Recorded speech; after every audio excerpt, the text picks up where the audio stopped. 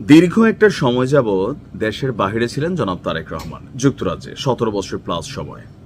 এরপর যখন আওয়ামী লীগ সরকারের পতন হলো, আমরা সবাই ভাবতেছিলাম তিনি কেন আসেন না। এরপর একদিন যখন তারেক রহমান বললেন যে তার আসাটা শুধুমাত্র তার ব্যক্তি ইচ্ছার উপর না, এখানে অনেক কিছু কানেক্টেড, তখন জনগণের মধ্যে মনে হলো যে জনাব তারেক রহমানের কি প্রাণের নিরাপত্তা নিয়ে কোনো রকম ডিস্টারবেন্স আছে, অথবা তিনি কি আসলে নিরাপত্তাহীনতায় ভুগছেন। দেশে এমন কোনো মাইকালাল আছে যে তারেক রহমানের উপর হাত দিবে, প্রকাশ্যে হয়তো নাই। বিএনপি জনাব তারেক রহমান অথবা এখানে যে সিস্টেমটা কাজ করছে, তারা ভয় পাচ্ছেন কোনো আততায়ী লাইক হাদির মতন বা অন্যান্যভাবে। শহীদ প্রেসিডেন্ট জিয়াউর রহমান শেষ হয়েছেন, বঙ্গবন্ধু শেখ মুজিবুর রহমান মারা গেছেন, বা এরপরে ওই দেশে অনেক ঘটনা ঘটছে, সম্ভবত এই টাইপের ভয় পাচ্ছেন।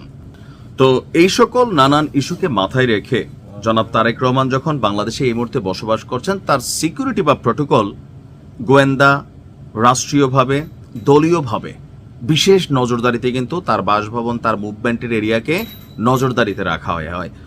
এখন গতকালকে হঠাৎ করে তারেক রহমানের যেই বাসভবন এরিয়া আছে, অর্থাৎ গুলশান, ওনার বাড়ির আশেপাশে যে এরিয়াগুলো আছে খুবই নজরদারিতে আছে।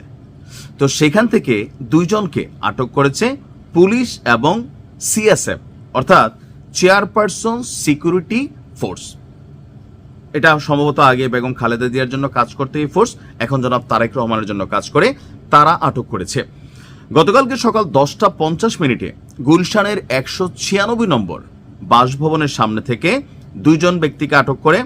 এর মধ্যে একজনের নাম হচ্ছে রুহুল আমিন, বয়স হচ্ছে 46 বছর, আর ওনার বাড়ি কোথায়, নিজেকে চাঁদপুর জেলার মতলব দক্ষিণ উপজেলার বাসিন্দা বলে পরিচয় দিয়েছেন। কারা কারা আছেন, ওনাকে চিনেন কিনা, তবে ছবি টবি আমরা পাই নাই। আচ্ছা, পুলিশের বক্তব্য হচ্ছে ওই ব্যক্তি মানে এই রুহুল আমিন বাসা ও গাড়ির বিভিন্ন দিক থেকে ছবি তুলছিলেন।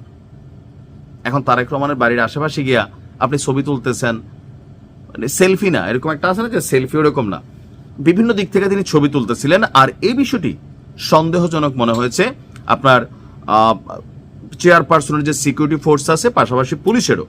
আর এই সন্দেহ থাকার কারণে পুলিশ তাকে আটক করে। আটক করার পর তাকে ব্যাপক জিজ্ঞাসাবাদ করা হয়, তারপর তাকে ছেড়ে দেওয়া হয়। মজার বিষয় হচ্ছে এর কিছুক্ষণ পরেই, এই ধরেন 40-45 মিনিট পরে, সেখানে ওই একই বাসভবনের সামনে থেকে মোহাম্মদ ওমর ফারুক নামের অপর এক ব্যক্তিকে আটক করা হয়। তার পরিচয় তাৎক্ষণিকভাবে নিশ্চিত হওয়া যায়নি। পুলিশের দাবি, সন্দেহভাজন হিসাবে ওই ব্যক্তির দেহ তল্লাশি করে মাদকদ্রব্য পাওয়া গেছে।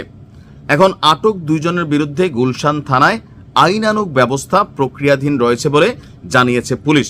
এখন হতে পারে এখানে বিভিন্ন রকম ইস্যু, যে ধরেন হয়তো নর্মালি তারা ছবি তুলছে, এটাও হইতে পারে। তবে যেহেতু তারেক রহমান এই এলাকায় বসবাস করেন, এই বাড়ির আশেপাশে অনেক কিছু, যেখান থেকে ওনার বাড়ি দেখা যায়, বাড়ির ভিতর দেখা যায়, সো প্রত্যেকটা বাড়ির আশেপাশে কিন্তু পুলিশের গোয়েন্দা সেলের, বিএনপির যে সেলগুলো আছে, তারা কিন্তু নজরদারি করছে। সিসি ক্যামেরা তো আছেই। হতে পারে যে গাঁজা নিয়ে গেছে, এখন তারা এমনি আটক করছে, গাঁজা পাওয়া গেছে। আবার হতে পারে কোনো মোটিভ থাকতেই পারে, কারণ বাংলাদেশে রাষ্ট্রপ্রধানদের পরিণতি এমনই হয়েছে, বা বিভিন্ন সময় যে হাদি বা আরো অনেক কিছু ঘটতেছে এই দেশে। সো কোনো কোনো ছোট জিনিসকেই কিন্তু হালকা নেওয়ার সুযোগ নাই। আর আপনারা যারা অতি উৎসাহী নেতাকর্মী আছেন বা সাধারণ মানুষ আছেন, গুলশানে গেলাম, তারেক রহমান বাড়িটা দেখলাম, একটা সেলফি তুলি, একটা ছবি নেই, আপনিও কিন্তু বিপদে পড়তে পারেন এই মুহূর্তে। কারণ এই সময়টাতে ওনার নিরাপত্তা ইস্যুটা খুবই গুরুত্বপূর্ণভাবে দেখছে সরকার এবং বিএনপি। আমরা চাই বাংলাদেশে প্রত্যেকে নিরাপদ থাকুক, এটা রাষ্ট্রের দায়িত্ব নিরাপত্তা নিশ্চিত করা। ভালো থাকুন।